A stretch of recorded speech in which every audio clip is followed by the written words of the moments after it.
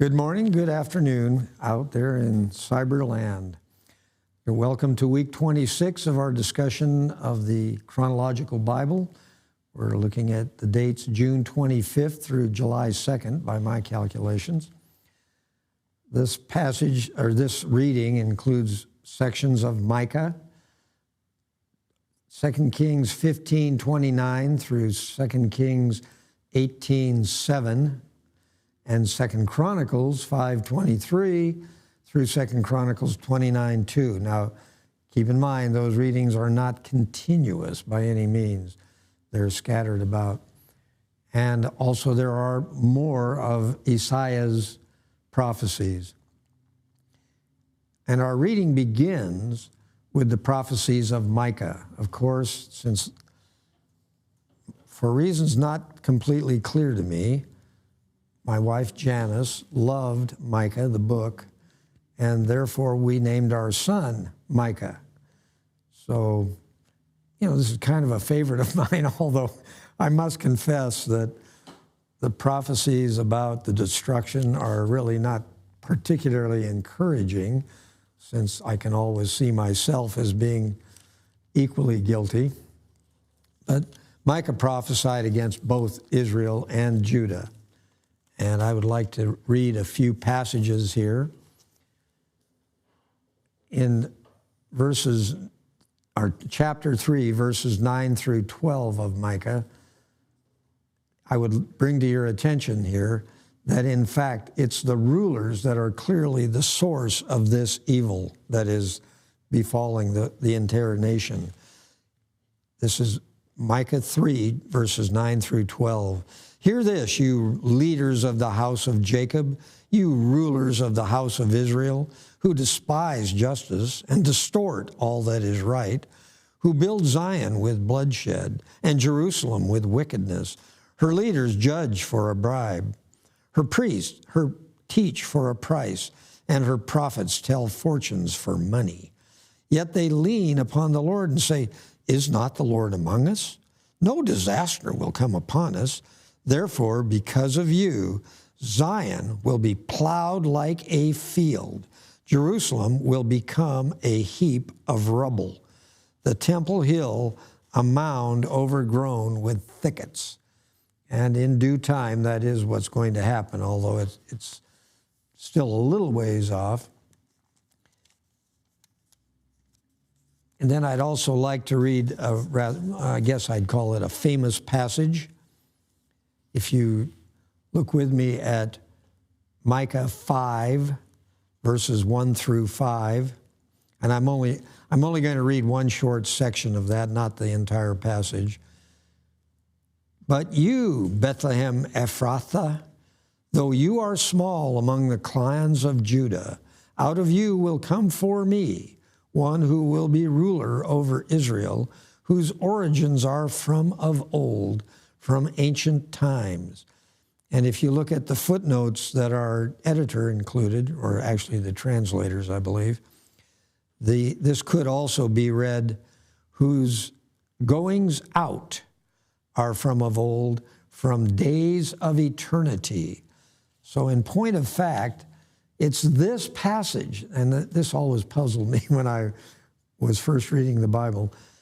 Somehow, the scholars in Israel, in Jerusalem specifically, had pieced together that this was talking about the coming of the Messiah. And that is how they knew how to tell the Magi, the wise men, that Jesus was to be born in Bethlehem. And of course, we know that that led to a tragic killing of children under 2 years old. So this wasn't exactly a good thing that they knew that, but that is how the Magi knew to go to Bethlehem. So that's kind of a famous prophecy. And then the next one I'd like to read is what makes it clear that the trappings of temple worship cannot make up for injustice, greed, and arrogance, which were the ultimate sins that caused the downfall of both Israel and Judah. Reading in Micah chapter 6, verses 6 through 8. With what shall I come before the Lord and bow down before the exalted God? Shall I come before him with burnt offerings, with calves a year old? Will the Lord be pleased with thousands of rams, with 10,000 rivers of oil? Shall I offer my firstborn for my transgression, the fruit of my body for the sin of my soul? He has showed you, O man, what is good. And what does the Lord require of you? To act justly and to love mercy and to walk humbly with your God. So we know what we need to do. And it's interesting, the fact that, no, we can't offer our firstborn, but his firstborn will be offered for us, which is a huge comfort. So at this point, we are at approximately 740 BC. Yet another decade has gone by. And at this time, Tiglath-Pileser is successful in basically conquering portions, not all yet, but large portions of Israel. It states in our reading that Gilead, Galilee, and Naphtali all fell to Assyria, and they were all deported. And ultimately, that's what happened to all of the 10 tribes. That area was essentially denuded of native Jews. I mean, there must have been some left behind, but a large percentage of the population was deported into areas of what would now be, let's see, Syria, Turkey, Iraq. So they ended up in that area. And incidentally, it specifically mentions the tribes of Reuben, Gad, and half the tribe of Manasseh as having been deported at this point, at this earlier point. And at that point, with all these military successes of Assyria, obviously Syria, that is to say Aram, and the countries around are becoming nervous. So for reasons that aren't entirely clear to me, both Rezin of Aram and Pekah of Israel, the two kings, joined together to attack Israel. Now, why would they attack Israel? I mean, to attack Judah. It is Israel and Aram attacking Judah. Why would they attack Judah? That's not entirely clear to me. I'm thinking that perhaps they visualized that their triad of those three nations who are contiguous, there's a continuous landmass there. Perhaps they could then successfully defend themselves against Assyria. I do not know. So the interesting story surrounds this event, because at that point, Ahaz, the king of Judah, is told by Isaiah that if he will receive a sign, that he will stand successfully against Israel and Aram. However, for reasons not clear to me, Ahaz refuses to receive a sign. Now, is that necessarily, it might have been that he was saying, no, I don't need a sign, I believe you. But in point of fact, it's taken by God as arrogance, because Ahaz said, and I'm now quoting from Isaiah 7:12, Ahaz said, I will not ask, I will not put the Lord to the test. That doesn't sound too bad to me, but here's what was stated then by Isaiah as quoting God in Isaiah 7:13 through 15. Then Isaiah said, hear now, you house of David, it is not enough to try the patience of men. Will you try the patience of my God also? Therefore, the Lord himself will give you a sign. The virgin will be with child and will give birth to a son and will call him Emmanuel. He will eat curds and honey when he knows enough to reject the wrong and choose the right. Now, hopefully you immediately recognize that this is a rather significant time break in the prophetic stream here. We're now talking about the coming of Jesus. Interesting break.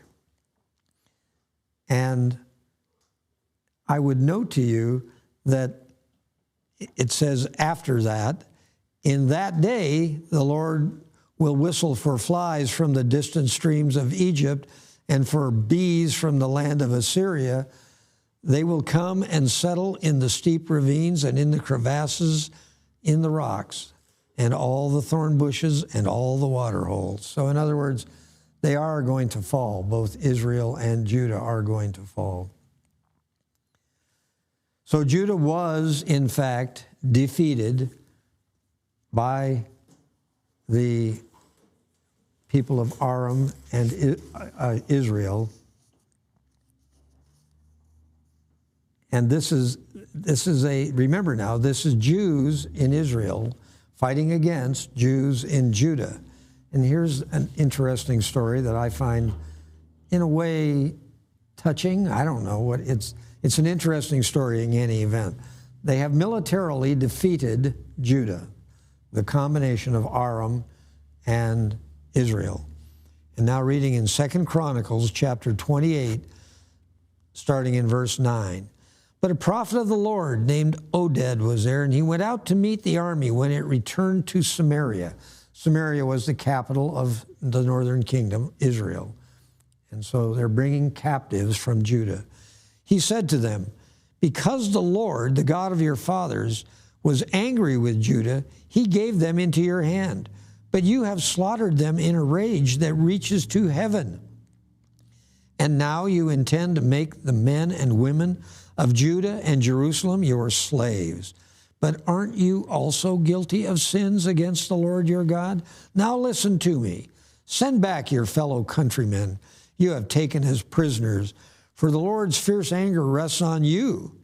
Then some of the leaders in Ephraim, Azariah, son of Jehohanan, Berechiah, son of Meshillemoth, Jehikiah, son of Shallum, and Amasa, son of Hadlai, confronted those who were arriving from the war. You must not bring those prisoners here, they said, or we will be guilty before the Lord. Do you intend to add to our sin and guilt? For our guilt is already great, and his fierce anger rests on Israel. Amazing. They have their own prophet who knows they're in trouble with the Lord, and they take the correct action in this event, and yet they continue to sin against the Lord. We are fearfully and wonderfully made. And they did, in fact, release these captives and sent them back with clothing and so on. Strangely, after being warned by Isaiah that Assyria is going to capture Judah, Ahaz, the king of Judah, so this is after this defeat, but there's still a separate Judah nation, apparently. He reaches out to the king of Assyria and becomes a vassal in exchange for the gold out of the temple. Incredible. So he does get help against the Philistines and the Edomites, but Tiglath-Pileser is now the champion of Judah. And Tiglath-Pileser conquers Aram, that is to say Damascus and Aram. And so basically at that point, Judah has also been conquered by Assyria. Then we end our reading with Isaiah's prophecies about countries around Israel. He specifically mentions Assyria as being destined for destruction, even though they are now in the ascendancy. They are basically the king of the beach. They own most of the Middle East, or they at least control most of the Middle East. Moab, Damascus is mentioned, Edom is mentioned, and Tyre, which is basically Lebanon, and Arabia is now mentioned. So we're going clear down onto the Arabian Peninsula. All of these are mentioned by Isaiah in his prophecies as being destroyed. This is an interesting point I'd like to bring to your attention, because after discussing Tyre and Sidon, he's talking about their destruction. And remember, those are both in modern Lebanon. After discussing Tyre and Sidon, Isaiah says, and I'm quoting now, "Cross over to Tarshish, wail, you people of the island." Now, Tarshish is normally said to be in Spain, but this passage makes some people believe that Tarshish is on the island of Cyprus, because the island of Cyprus is just offshore, not really close, but fairly close to Lebanon. It's offshore and south of Turkey. So maybe there was Tarshish.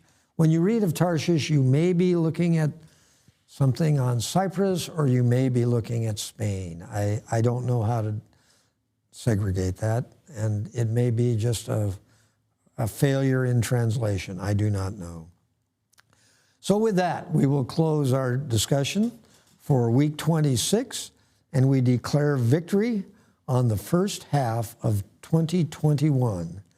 Thank you for joining us, and we look forward to being again in the foreseeable future.